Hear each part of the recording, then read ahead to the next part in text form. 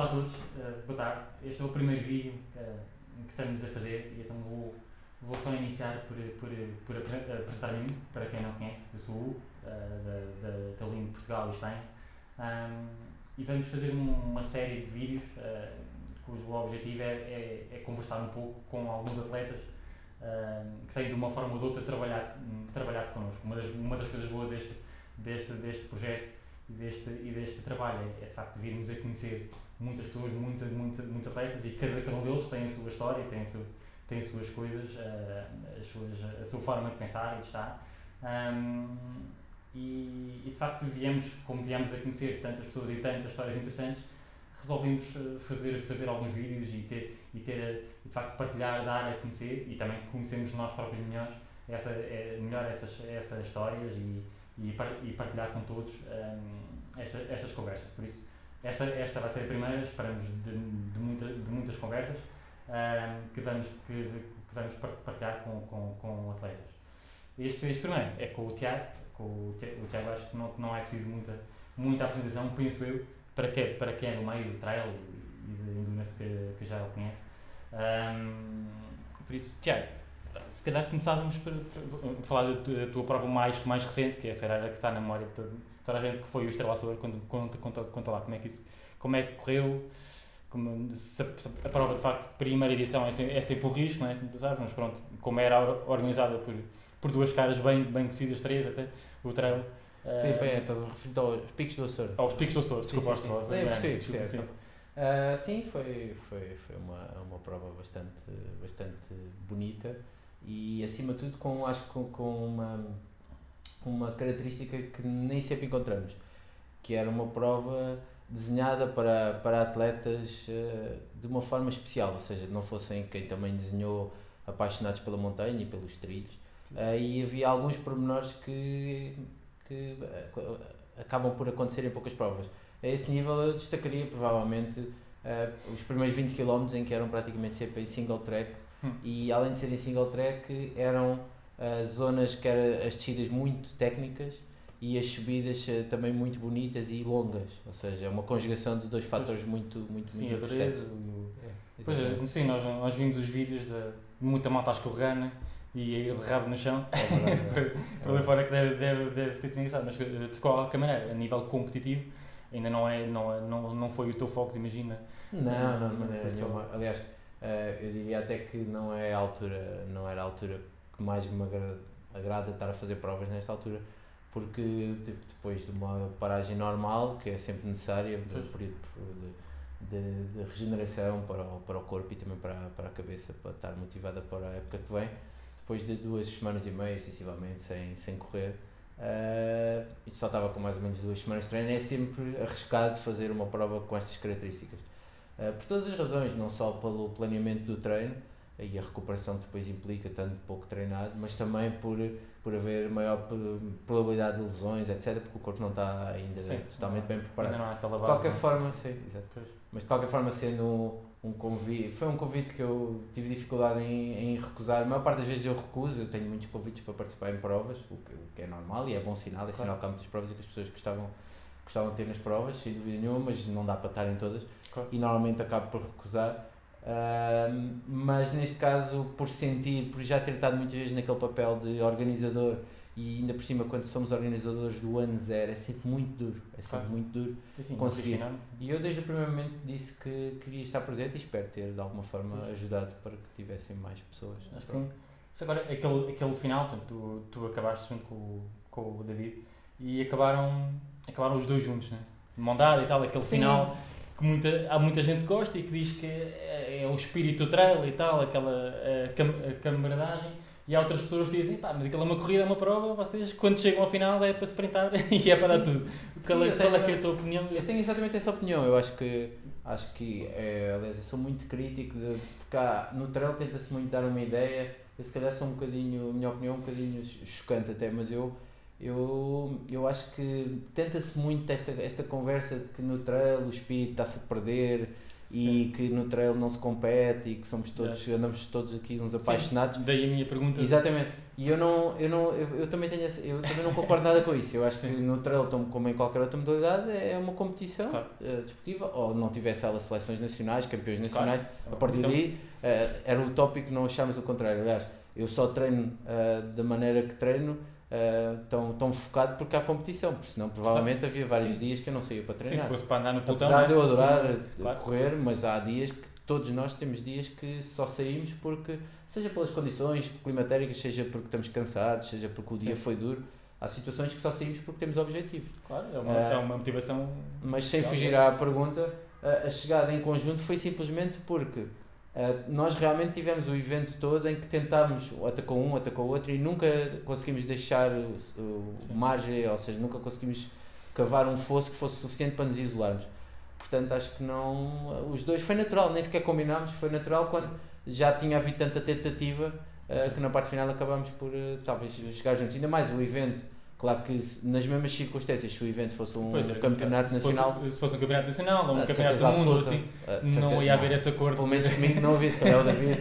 Se calhar o David provavelmente é bem mais... Ia sugerir isso e tu dizias bem. E eu dizia que não está na hora de... Não vale a pena estar aqui a dizer que iria tentar ganhar, podia não ganhar, mas iria tentar. Neste caso, claramente é diferente, é um evento de primeira edição que não contava para nada. Claro.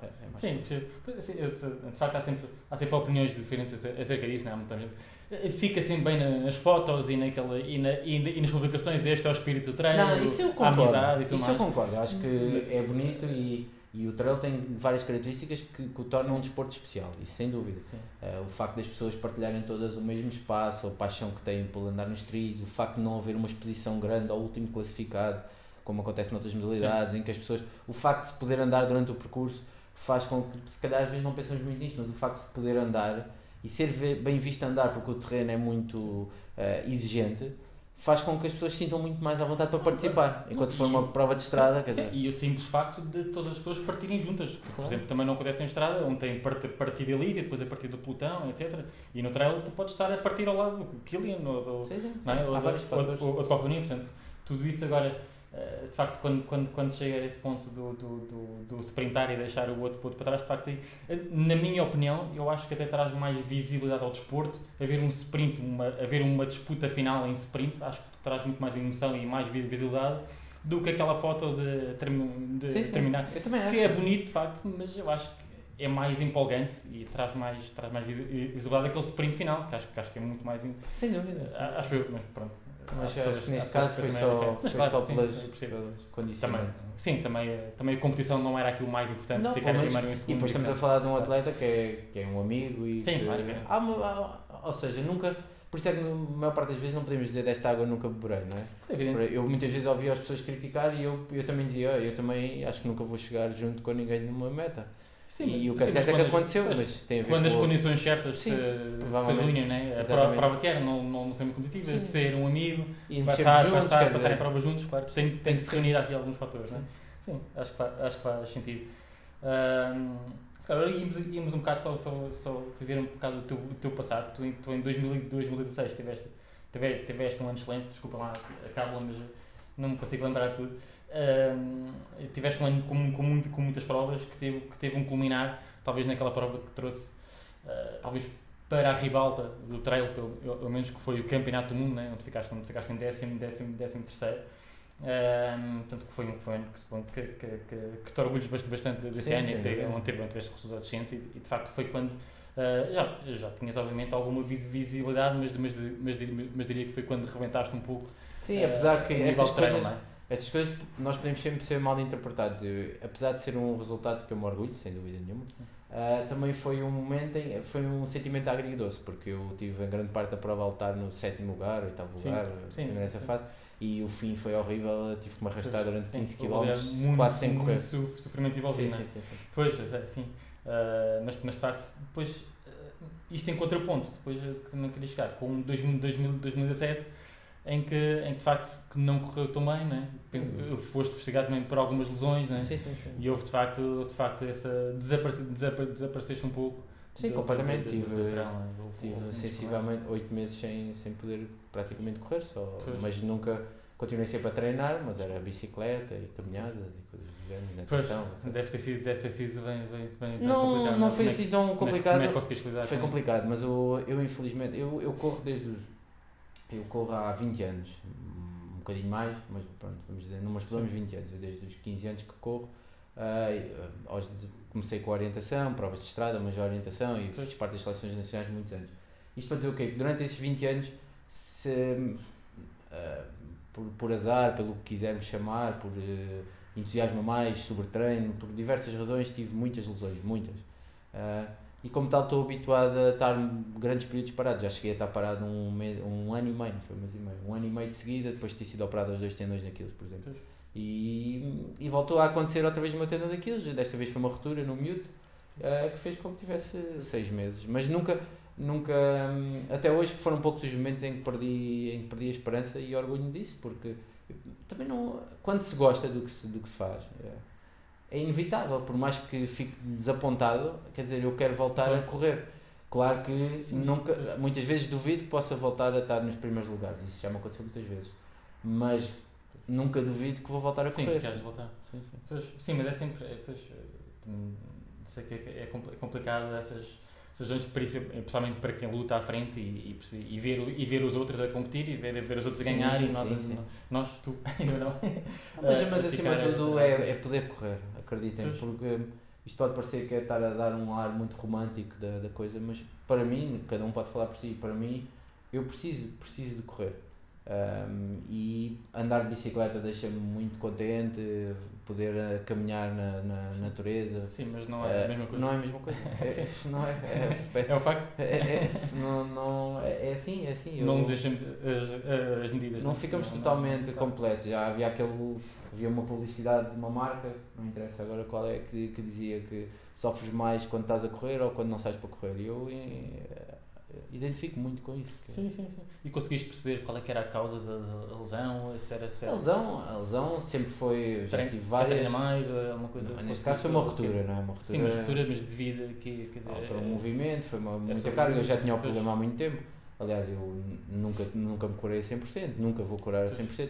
Apesar que, ainda há pouco tempo estava a falar com um amigo que nos últimos 15 anos nunca tive tão bem. Eu até tenho medo de estar a dizer isto e amanhã mas nunca tive tão bem em termos de tendão daqueles como estou neste momento, ou seja, porque eu há sensivelmente 15 anos que eu logo desde muito novo, normalmente as lesões no tendão daqueles costumam aparecer à volta dos 30 anos, é muito comum a desportos de resistência, em particular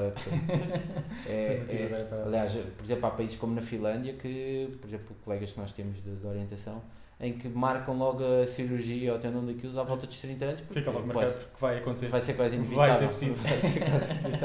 E fazem aquilo ali rapidamente no inverno, né? Quando é época parada. Sim, na época nem, às vezes quase não se nota. Agora, claro, as nossas condições são outras e provavelmente não. E eu continuei a treinar com dor, habituei-me a treinar com dor e chega a um ponto que as coisas correm mal. Pois sim, até que estoura, né? Nós vamos aguardando, também é um dos maus. Eu neste campeonato do mundo e toda esta época que estávamos a falar de 2016 que correu bastante bem, grande parte das provas eu tinha dores, não vale a pena estar. Pois essa é uma das nossas, nós temos de facto uma resistência muito grande à dor, porque de facto o nosso esporte implica dor. E a tendinite, mas depois também pode correr mal porque aguentamos tanta dor que... E a tendinite, que transformando em tendinopatia, quer dizer, uma das características é que é suportável. Não estamos a falar de uma fratura, não é? Não nos deixa correr, né? Deixa correr. Isso é que vai piorando. Pois, é o problema, não é? É a coisa boa e é a coisa má também, porque é o que leva depois a coisa a agravar-se. De qualquer maneira, as coisas depois melhoraram, tudo mais. Em 2018, aí sim já tiveste um ano à tua imagem e numa forma que muito mais próxima do que tu podes dar e oferecer. Que também culminou um pouco culminou não, porque também tiveste aqui desafios que eu diria que estão ao mesmo nível, mas novamente com a tua presença nos campeonatos do mundo de Sky, onde conseguiste um 11º, portanto melhoraste o 13º, conseguiste aqui um 11º, mas suponho que tenha sido também um dos teus grandes objetivos do ano passado, uma das provas principais. A prova que eu consegui preparar melhor e onde senti que tive melhor, apesar de ter corrido com uma fratura numa costela, que foi uma infelicidade nas semanas antes, foi no Sky Marathon na Madeira. Por todas as razões, por estar a viver na Madeira e por por ser uma prova com as minhas características e por estar numa altura do ano em que consegui treinar muito bem em termos profissionais. E senti que toda a prova eu sentia que estava a lutar com os primeiros, apesar das limitações, mas as dores na altura não me afetaram muito, foi mais a preparação nas 2 semanas antes que tive limitado. Essa foi que eu consegui me preparar melhor. Para o Campeonato do Mundo Sky, tentei-me preparar, treinei sempre muito bem, mas estava numa fase em que estava a trabalhar fora do país e que às vezes tive algumas dificuldades de recuperação, mas depois a prova acabou por correr muito bem. Mas acima de tudo, mais uma vez foi um sentimento agridoce. As pessoas que estão perto de mim dizem que eu sou sempre um bocado duro comigo, mas se calhar é isso que também faz trabalhar mais. Mas para termos uma ideia, estamos a falar de uma prova em que eu ao quilómetro 15, a prova tinha 45 km e ao quilómetro 15 ia fora do top 40, portanto ficar em 11º demonstra, os últimos 15 km foi o terceiro mais rápido do Campeonato do Mundo. E isso faz com que podemos olhar para isso como algo negativo, mas eu tento olhar para isso como um estímulo para o futuro. Sim, que é possível, é um sinal que é possível melhor, não é? Sim. É esse o meu. Também faço reparar que abandonaste um pouco as provas muito longas, as ultras, enfim, há aqui ultras também, 50 km, etc., mas as de 80 e 90, etc., sim. Abandonaste isso, não é? Isso foi uma coisa propositada a nível de estratégia, decidiste abandonar? Sim, eu tentei, assim, o trail, todos nós por mais apaixonados e decididos que sejamos, seja no que for, se não há ninguém, só se eu não sair de casa é que não sou influenciado pelas modas e pelas tendências, não é? E o trail, quer se queira que não, olhando, fazendo uma autocrítica, o trail também acontece isso. Agora, felizmente, nos últimos 2 anos, principalmente no último ano, com a introdução do Golden Series e mesmo o Sky Series, com eventos mais curtos, é uma exceção, mas até há pouco tempo, principalmente até há 2 anos atrás, o que se passava é que os eventos com maior mediatismo e onde os melhores atletas do mundo estavam, etc., mesmo ao nível português, eram sempre provas de 100, de 100 e tal quilómetros. E quer se queira que não, a gente tem a tentação de ir mais. Se eu fui capaz de fazer 40, e se fiz 50, se fiz 100, porque não é de fazer mais.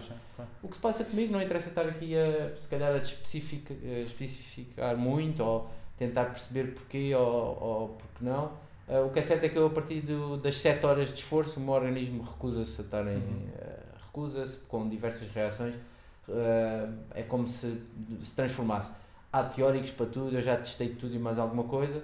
Há quem ache que eu vou rápido demais, há quem ache, o que é certo é que todos os indicadores até às 7 horas dão a entender que eu estou completamente em equilíbrio, completamente à vontade, e depois o organismo desliga, faz das suas. Começa a funcionar. Portanto, eu tentei muitas vezes, depois ainda por cima, no ano de 2016, o que se passou é que as provas de seleção para ir ao Campeonato do Mundo eram provas também longas. Eu ganhei o Estrela Grande Trail de 90 km, a sofrer muito no fio. O próprio Campeonato do Mundo era 85 km, mais uma vez os últimos 15 km a sofrer muito.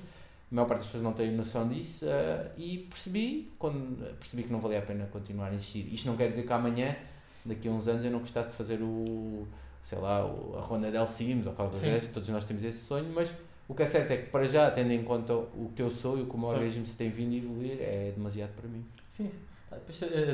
Também um pouco, na minha opinião, tal como disseste, desporto também, tal como todos os desportos, é um pouco de modas e de ideias, e cada um tem a sua ideia, mas de facto ainda vemos muitas provas, quando têm várias distâncias, chamam sempre a distância rainha, é sempre a maior, não é? E isso também influencia um pouco as pessoas a pensarem que, de facto, a distância maior é sempre a mais importante, ou será a melhor, digamos assim, mas de facto não há uma distância melhor, ou seja, há a melhor para cada um de nós, e tu, como és uma pessoa também que é competitiva e que vai lá à frente, também tens que apostar naquelas distâncias e naquelas provas onde és melhor. Não é? Sim, felizmente o paradigma está um pouco a mudar, porque, por exemplo, quando pegamos numa prova como a Maratona do Monte Branco, ela tem a prova de 90 km, mas a prova rainha é a maratona, dos 42. Por exemplo, sim. E agora, por exemplo, no final de janeiro vamos ter o Lausanne Trail, que eles têm uma prova de, os números não sei exatamente, mas uma volta dos 45 e outra a volta dos 23, e a prova rainha é dos 23 porque é dos Golden Trail Series. Sim. Ou seja, felizmente isso está a mudar, mas há 2 anos atrás não era assim. Não era assim, de facto.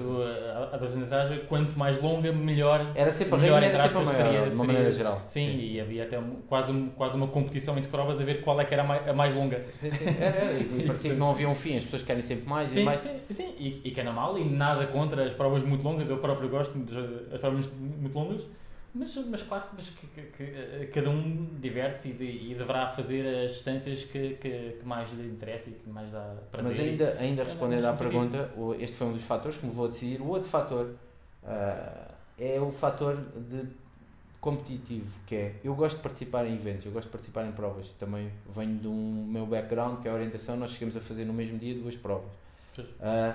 E cada vez que eu fazia uma prova longa, além do fator de sofrer muito e várias delas ter tido de desistir por causa dos problemas que eu tinha, e as que conseguia acabar arrastava-me no fim. Por exemplo, eu lembro de acabar a freita e estar 4 horas no hospital, não é? Sim. E sempre pelas mesmas razões. Há um fator que é o tempo de recuperação é enorme e eu gosto de competir. E a fazer provas de 40, 50 km, eu sou capaz de correr fins de semana consecutivos. Não posso exagerar nisso, como é óbvio, eu sei. Mas é possível e continuando a ter eficácia e prazer. Enquanto quando se faz as provas de endurance, isso já se torna mesmo a intensidade que tu fazes, porque a ideia que eu tenho é que, por exemplo, eu se fizer uma maratona de estrada, acho que demoro mais a recuperar de uma maratona de estrada do que de uma ultra de 100 milhas. Isto é a minha opinião, mas a maratona de estrada não é um bom exemplo para comparar. Sim, a estrada é mais dura nos ligamentos e no músculo. E estamos a falar de uma passada cíclica, que é sempre igual, e isso massacra o organismo de uma maneira que uma maratona de montanha, se for variada em termos de terreno, em termos de progressão de trilhos, zonas técnicas, faz com que seja muito menos agressivo para o organismo. Mesmo introduzido uma intensidade que não existe numa prova de 100 milhas, por mas exemplo. Mas a intensidade, por maior que seja... É muito pouco intensa, não é? Mais uma caminhada com algumas corridas. Sim, mas a intensidade, por maior que pareça, nós temos que ir sempre a controlar, nós vamos sempre muito aquém do que é o nosso máximo. Claro.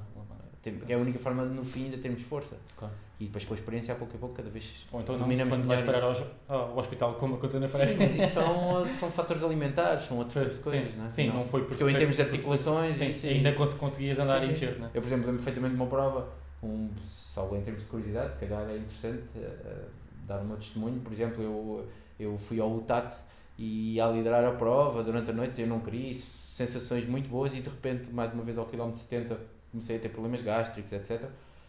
E de um momento para o outro parecia outro, e de repente não conseguia sequer correr, e tive que desistir ao quilómetro 80, qualquer coisa assim de género. Mas isso, o que eu queria dizer é que, mas no dia a seguir, depois de eu me voltar a levar, a alimentar bem, dormir, não sei, no dia a seguir eu fui treinar, e era impressionante a capacidade física com que eu estava. Isso era o melhor indicador de que eu não tinha ido ao limite. O que tinha acontecido era o organismo não estava a recusar-se a continuar em esforço durante tanto tempo.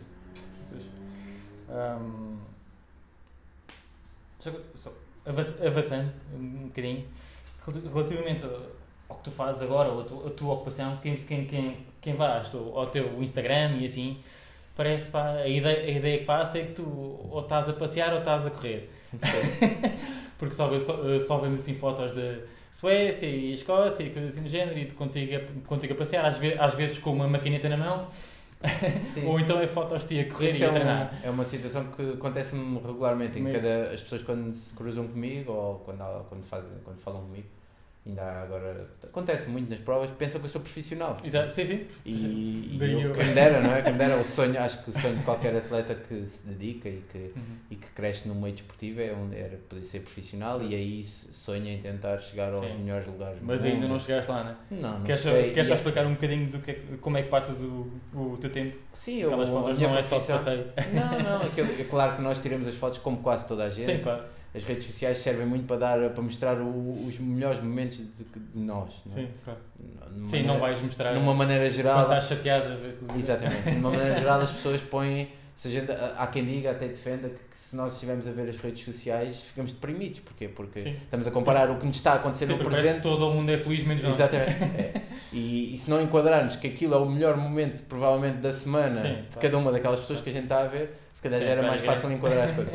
E comigo passa exatamente o mesmo. O meu trabalho, eu sou cartógrafo, faço levantamentos cartográficos para mapas de orientação, especificamente.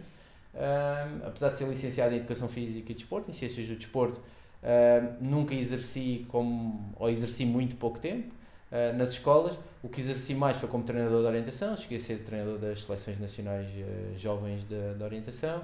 Cheguei a trabalhar durante 3 anos numa Câmara Municipal de Arraiolos, no Alentejo, o desenvolvimento de uma equipa em que eu era treinador e levava os jovens e desenvolvia a modalidade na região.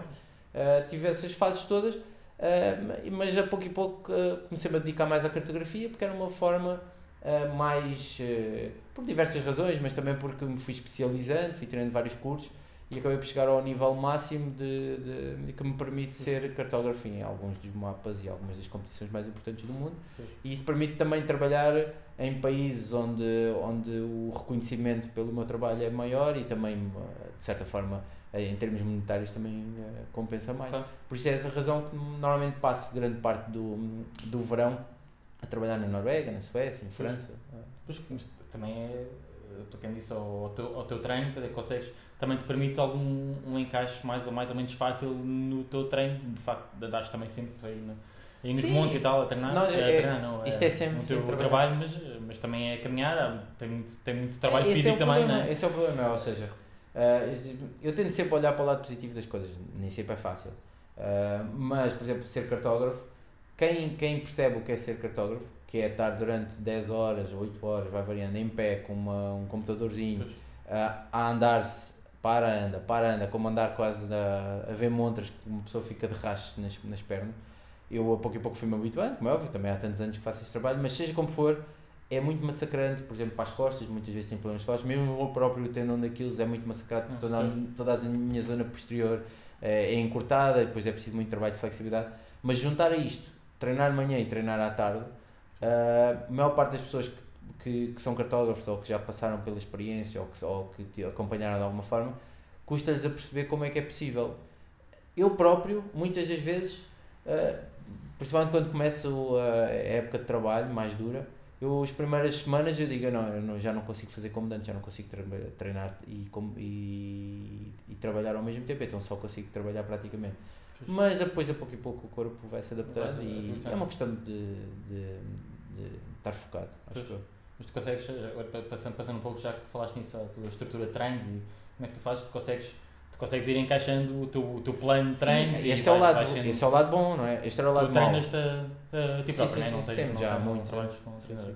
Pois, consegues ir encaixando. O que eu faço ou seja, tenho como sou freelancer, não é? O que eu tento articular ao máximo é, primeiro escolho os trabalhos, como o meu trabalho é definido com muita antecedência, mais de um ano antes eu defino logo os trabalhos que aceito. Felizmente tenho muitas propostas de trabalho em diversas partes da Europa, e então tento articular de maneira, se aqui vai haver uma competição com uma determinada característica, tento escolher um trabalho que seja na zona, ou que tenha umas condições para eu poder trabalhar na zona, ou que tenha montanha ao pé, qualquer coisa do género. Isso é o que eu vou tentando fazer. Por exemplo, este ano tive grande parte do ano a trabalhar em Bergen, na Noruega, que é um dos sítios melhores. Aliás, há dois dos grandes referências mundiais do trail, como quer o Jonathan Albon, campeão do mundo de Sky, e quer o do quilómetro vertical, vivem em Bergen, e estamos a falar de um sítio extraordinário. Sim, tem umas condições enormes, não é por isso. Depois como é que fazes agora um treino só aprofundando um bocado mais? Por exemplo, como é que é um dia fácil para ti, ok? Ou de recuperação, ou uma coisa assim da cena? Não é muito. Eu defendo. Ou não fazes dias de recuperação? Faço, claro.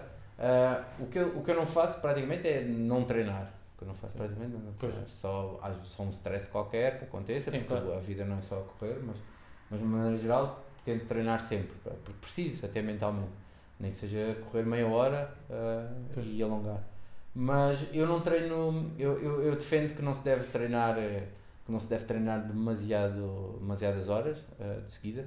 Prefiro fazer treinos consecutivos ou com pausas intermédias, coisas do género, mas sei lá, por exemplo, eu nunca treino mais do que 4 horas de seguida, nunca.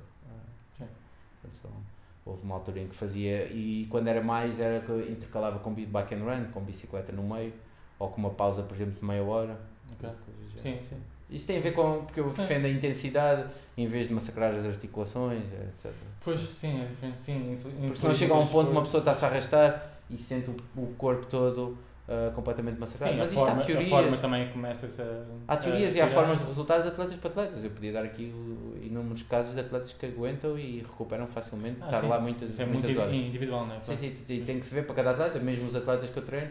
há atletas que facilmente conseguem fazer um treino de 5, 6 horas e no dia a seguir não estão muito massacrados. Sim, e não têm que ficar uma semana de molho, né? Exatamente. Eu como gosto de todos os dias sentir-me minimamente ativo para treinar, prefiro fazer, como está na literatura internacional, tipo back-to-back, ou seja, 2 dias seguidos de treino. Depois então um dia fácil a seguir. Um dia fácil, coisas assim do género, ou intercalar uma pausa no meio, por exemplo, fazer 2 horas e meia de corrida com alguma intensidade, meia hora parada em que me alimento e depois fazer mais 2 horas e meia, em vez de... Porque se formos ver em termos de resultado, eu correr 5 horas de seguida, a intensidade que eu consigo impor, o desgaste que há para as minhas reservas e dividi-lo em duas setores, por exemplo, um de manhã e outro à tarde, eu consigo introduzir muito mais intensidade, consigo evitar ficar muito lento, porque é sempre um perigo para quem faz longas distâncias, ficar lento, e ao mesmo tempo no dia a seguir não estar tão massacrado para poder voltar a treinar. É um bocado isto. Assim,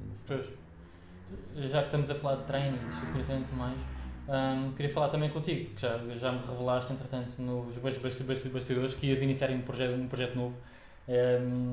Eu sei que já treinas algumas pessoas, mas não há enfim, uma estrutura oficial ou não tens, enfim, ainda uma marca por trás do treinador Tiago Aires. Mas já sei que estás aí a estruturar uma coisa que está quase completa, que está quase a iniciar. Queres apresentar ou explicar um pouco do que é que vai acontecer? Sim, antes de mais, obrigado pela oportunidade.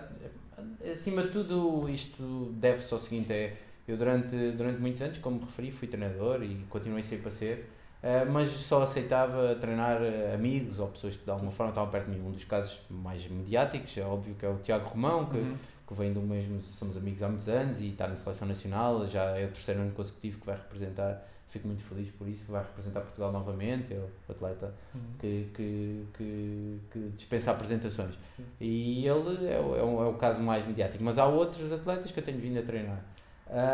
No treino, na orientação, sempre houve durante vários anos. E eu, durante bastante tempo, tenho tido sempre, vai acontecendo regularmente, receber mensagens ou pessoas falarem comigo pessoalmente, se eu também os treino, e eu tenho recusado sempre por algumas razões. Talvez as que mais me atormentam, honestamente, eu sentia até há bem pouco tempo que não podia, o trabalho que eu iria fazer não ia ser o melhor, ou seja, a minha disponibilidade para com as pessoas e mesmo o meu conhecimento não estava totalmente sustentado, ou seja, apesar da minha, como eu referi, a minha licenciatura ser na área, acho que há sempre estas coisas da metodologia do treino estão sempre em evolução, depois a própria especificidade, se for na orientação estou muito à vontade, mas no trail sentia que havia algumas coisas que eu não dominava, eu próprio ainda tinha questões para mim próprio, quanto mais estar a treinar os outros. Então, mas com o passar do tempo e principalmente com a minha experiência, com o meu treino, falando com outros treinadores e treinando o Romão e outros, fui a pouco sentindo-me mais confiante. E chegou um ponto que achei que estava na altura de tentar passar esta minha paixão e ajudar as pessoas que formalizar a coisa, não é? Exatamente. E nesse sentido vai sair muito em breve qual será o método. Para já estou a receber, já tenho alguns atletas que já está garantido que a partir de agora do início do ano 2019 vou estar a treinar. Então estou em contacto com outros e no fundo se alguém sentir que ou tiver alguma curiosidade ou achar que posso ser uma mais-valia, é uma questão de contactar. É falar contigo diretamente? Já tens site ou assim? Não, ainda não. Vai estar tudo a sair, mas vai ser muito em breve. Já podem-te através do pelas redes sociais, normais, perguntar. Sim, o meu site vai sair um site com o meu nome, está mesmo a sair. E não sei se é Tiago Martins Aires ou se é Tiago Aires. Lá ter o teu nome, coach Tiago Aires, qualquer coisa desse. Sim, mas no fundo é um pouco tentar também ajudar e pôr em prática a minha paixão, porque a minha grande paixão foi a metodologia do treino, só que era muito aplicada à orientação e agora tenho testado e tenho falado e lido muito sobre este mundo do trail que, como é um mundo muito recente, também o que é curioso de perceber é que há muita gente perdida, muitas vezes até os próprios treinadores, mesmo os próprios treinadores, e há estudos e há metodologias para todo o tipo, mas há uma coisa que nunca nos podemos esquecer, é que a base do treino de resistência está inventada há muito tempo e às vezes inventa-se um pouco, talvez do meu ponto de vista, faz testes demasiado utópicos, tendo em conta aquilo que já está demonstrado há muito tempo. Sim, há algumas coisas específicas a este desporto, não é? Mas se calhar mais de 80% ou 90% não deixa de ser. É corrida, não é? Sim, sim, é sim. corrida e portanto não deixa de haver já e de podermos aproveitar todas as bases que existem já de há 20 e 30 anos, com muitos livros, com muitas bíblias já escritas por pessoas. E neste momento, eu estando a viver na Madeira e havendo um colega e que é um treinador muito conhecido do trail e que começou no ciclismo, que é o Paulo Pereira, que foi, por exemplo, treinador do Leonardo Diogo, do Francisco Freitas, de vários atletas com melhores resultados em UTMBs nos últimos anos, etc., com muita experiência. Então temos também reunido e vamos então avançar para estes planos de treino. E vai ser focado em treino. Sim. É? Apesar que também temos a possibilidade de ciclismo, que é o background do Paulo Pereira, mas no meu ponto, onde eu me sinto mais à vontade, apesar de também já ter treinado alguns atletas no ciclismo, mas assim... achas que alguma, não quer dizer estrutura, porque a estrutura varia, mas enfim, alguma metodologia onde tu tendes mais, ou é mesmo muito individual? Não sim, há assim um template mais ou menos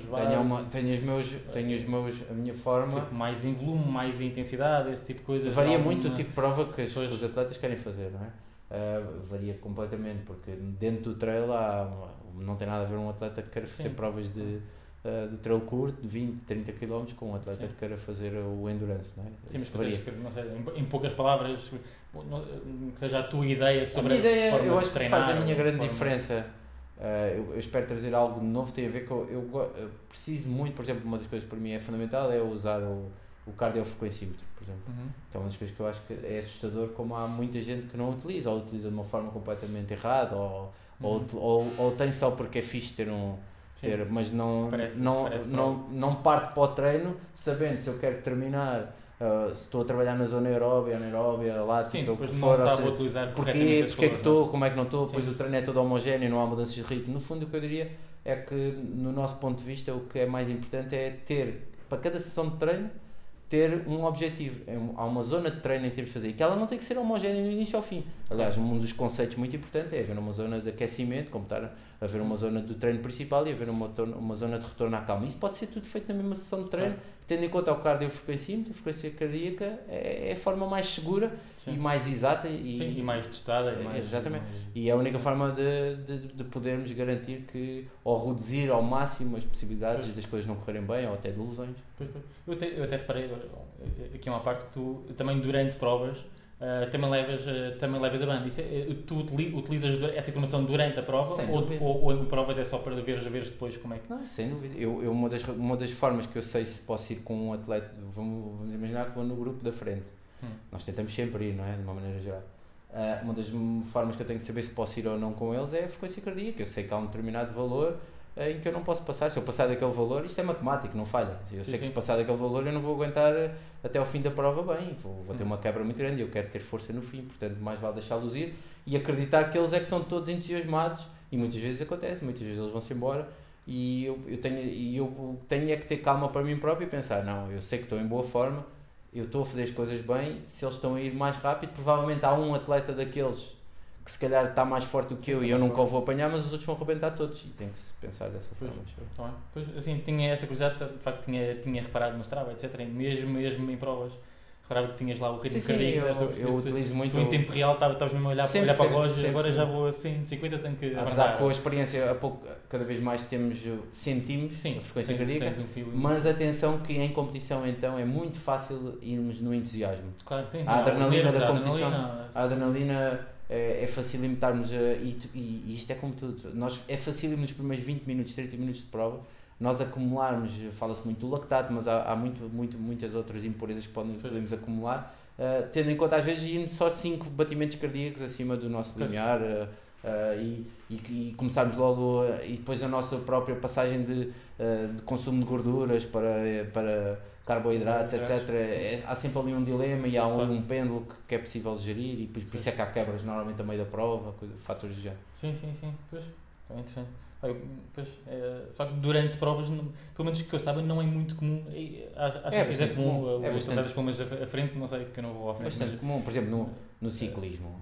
Estas coisas, nós olhamos para o treino, nunca é um bom exemplo. Porque é sempre bom olharmos para as modalidades que já estão implementadas há muitos anos. No ciclismo é bastante comum pôr um beeper, ou seja, pôr um sinal sonoro para eles saberem que não podem passar daquela frequência cardíaca, porque se passarem daquela frequência, isto é matemático, não é? Sim, não é? Como é que vão aguentar? Uma coisa em risco o resto, é uma prova curta, não é? Mas se a prova vai ser longa, se eu já estou logo no início a uma intensidade e estou a consumir e estou completamente, se por exemplo estou a nível anaeróbio, é impossível, por mais que eu conseguisse estar constantemente a consumir sem ter problemas gástricos, é impossível. Tem que haver tem que ser um consumo misto, não é? Sim. Uma pergunta rápida, mas ainda a nível de treino, etc. Qual é que é assim o erro mais comum, agora que também já trabalhas com alguns atletas, o que é que tu vês, malta, seja frente ao pelotão, a nível de treino, a nível de método de treino, etc. O que é que tu vês a malta fazer? Acho que já falámos um bocadinho, mas treinos, isto é o meu ponto de vista, não há é o treino é um treino igual do início ao fim, com o mesmo tipo, muito longos e sofrerem muito. A maior parte das pessoas esquecem-se de uma coisa que isto é transversal a todos os esportes de endurance. 80%, a bibliografia internacional anda sempre à volta dos 75% a 80% do treino total de um atleta deve ser aeróbio. Sim, e a maior parte dos atletas. 80, e o aeróbio, há pessoas que nunca treinam aeróbio, só treinam aeróbio estão completamente arrasados, ou no dia a seguir à competição. Só no dia em que estão ou no dia antes. Já não conseguem correr mais rápido. A maior parte dos treinos não podem custar nada.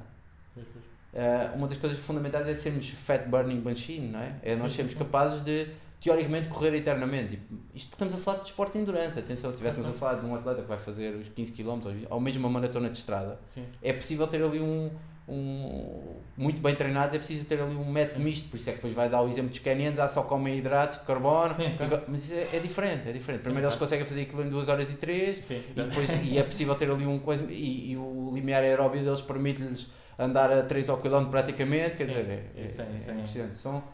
Agora, quando estamos a falar de provas de andar 5 e mais horas, e muito mais horas às vezes do que isso, muito mais isto ajuda, e a única forma, há testes que eu defendo para eu saber se a minha forma está a evoluir ou não a esse nível, que é ter descobrir através de testes de VO2 máximo, lactato, etc. Nós fazemos, é uma das coisas que estão incluídas nos nossos serviços.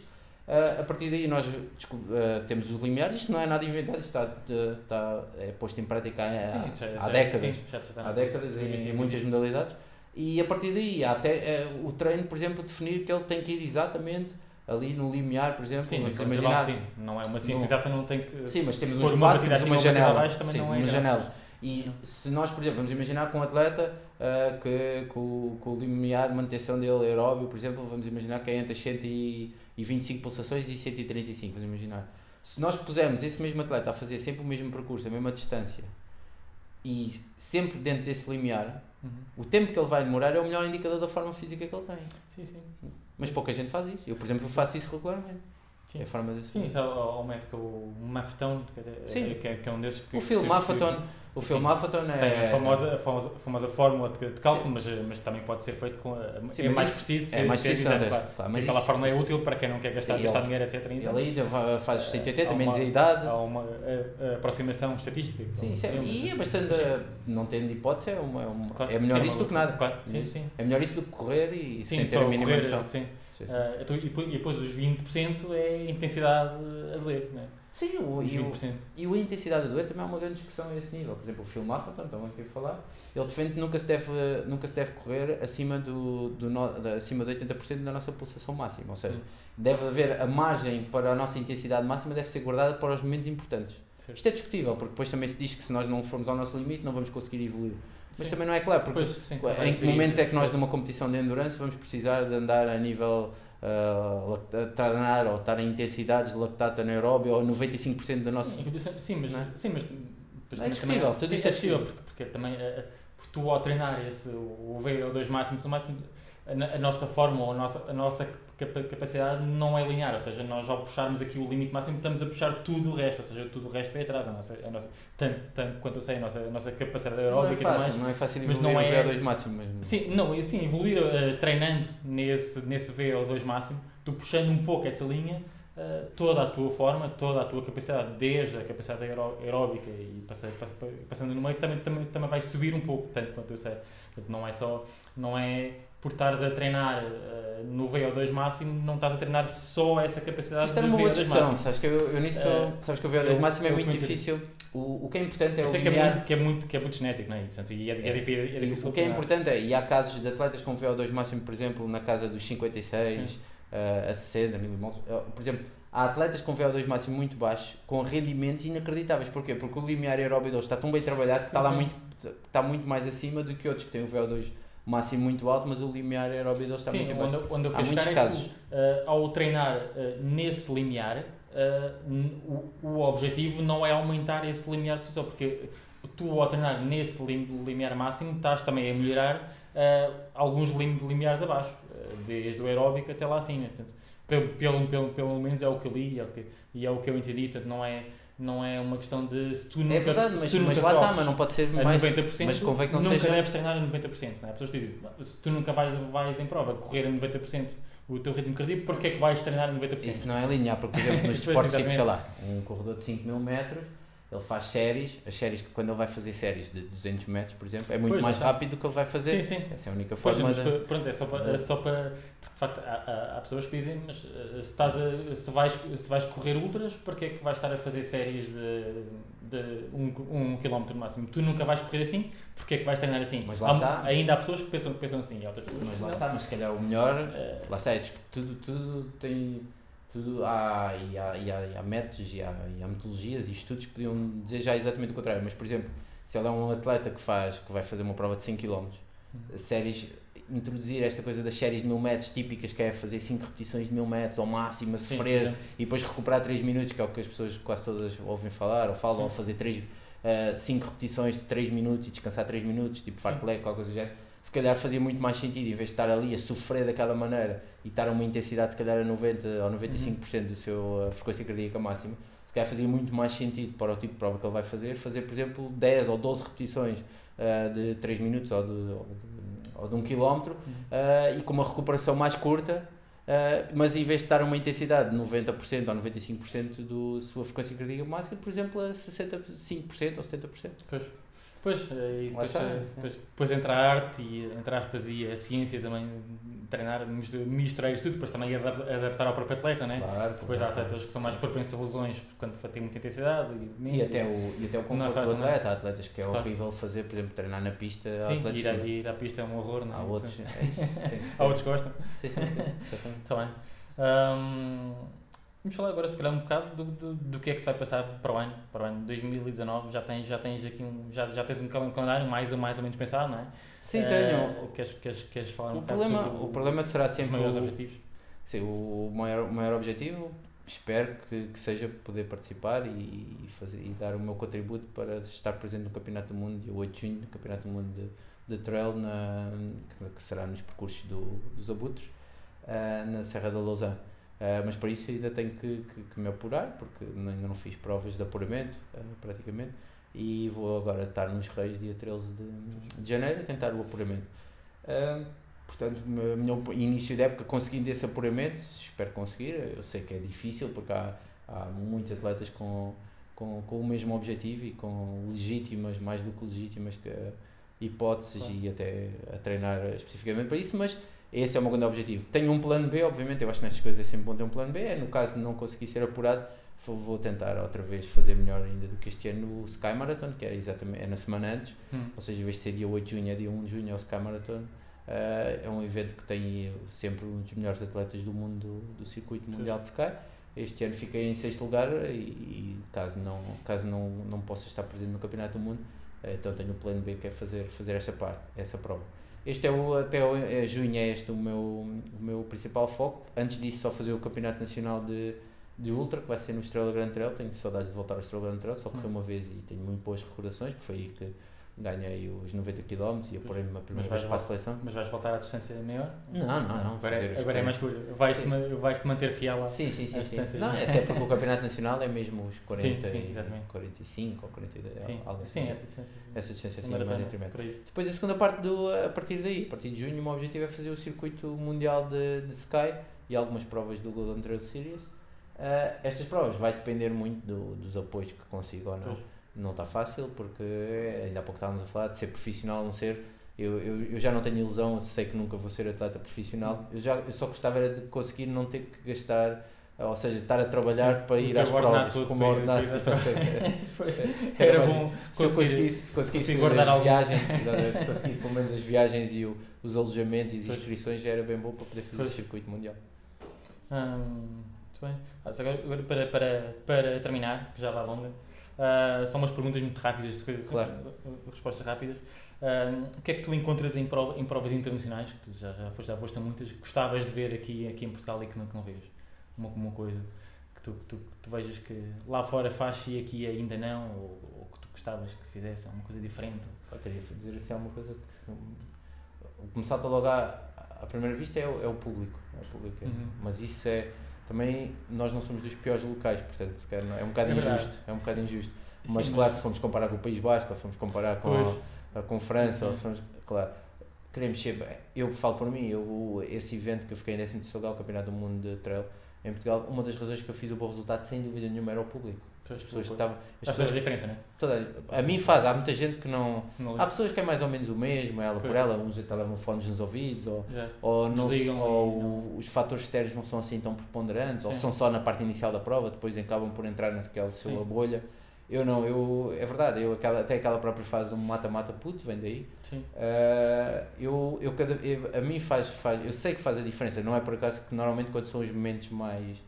Os dia D, se eu definir que aquele dia é muito importante para mim, se eu conseguir treinar minimamente até lá, eu sei que naquele dia vou-me conseguir superar. Não há milagres, não é? É preciso ter treino, mas se calhar em vez de dar 95, se calhar consigo dar 105.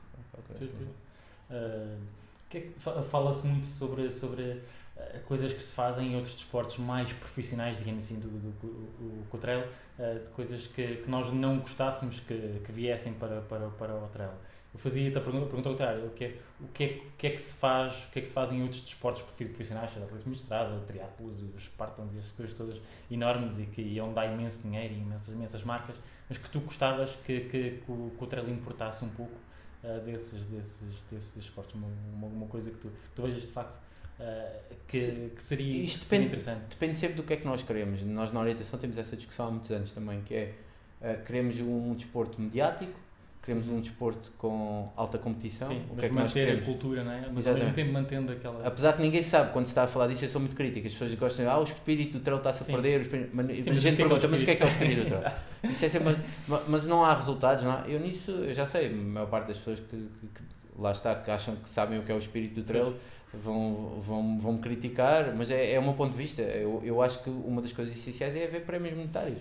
Neste momento, se olharmos, num evento de trail, o único elemento que não ganha dinheiro é o corredor.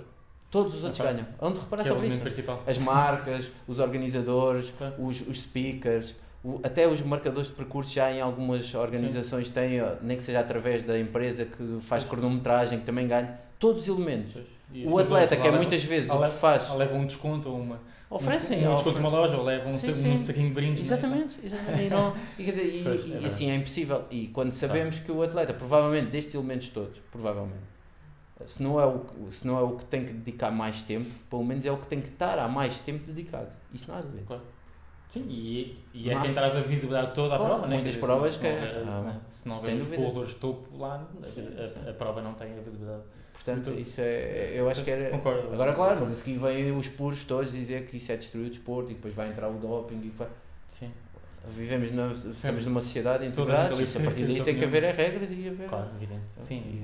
Sim, mas concordo contigo, acho que é perfeitamente justo. Quem anda à frente e quem anda a fazer praticamente vida disto... Não, e não fazem vida porque não têm hipótese. O problema aqui é justiça de um atleta, sei lá, que justiça há de eu ir a uma prova como este ano no Sky Marathon, em que fui grande parte da prova com o Pau Capel a competir, e o Pau Capel é profissional, tem um ordenado e não tem que fazer mais nada. Sim, não faz mais nada. Não faz. Para um amigo meu, eu estou a dizer isto não porque é uma pessoa que estou à vontade mas ele não tem que fazer mais nada. Os sponsors fazem essa parte e que faz sentido. Se é para ele recuperar entre os treinos, etc. Campeão de casa. Sim. Do World Tour, portanto, é bem merecido. Um filme ou livro que tenhas no contexto da corrida, que tenhas visto ou lido, recentemente e queres recomendar? Antigamente, no passado foi sem livro, dúvida, é polémico também, mas no passado foi sem dúvida o Armstrong. Apesar de, infelizmente, um herói que depois, naqueles... mais recentemente, o Phil Mafferton, estávamos há bocadinho a falar, do Red Book do Phil Mafferton, é uma referência a nível do training. E treinar com música ou sem música? Com fones ou sem fones? Os treinos? Nos treinos, em competição nunca uso fones, sim, em competição sei que mas a treinar depende, mas cada vez mais. O que utilizas música? Sim, cada vez mais. A Olivia ofereceu-me, eu achava que não, ela ofereceu-me um MP3 e etc. Achavas que não ia escutar? Mas tem uma razão, é a minha profissão, na minha profissão eu passo o tempo sempre a ouvir podcasts e audiobooks e música. E então a corrida era quase um momento em que eu estava sozinho, mas ultimamente às vezes tenho levado, mas de maneira geral não levo. Mas às e a música é heavy metal a abrir ou é mais não, eu sou muito quando é séries é heavy metal e quando é... Não, eu sou muito rap e porque eu sou da Margem Sul e... Exatamente. Apesar desta roupinha mariquinhas. Exato. Está bem, muito obrigado, Tiago. É tudo. Obrigado por teres vindo. Isto foi gravado na véspera de Natal.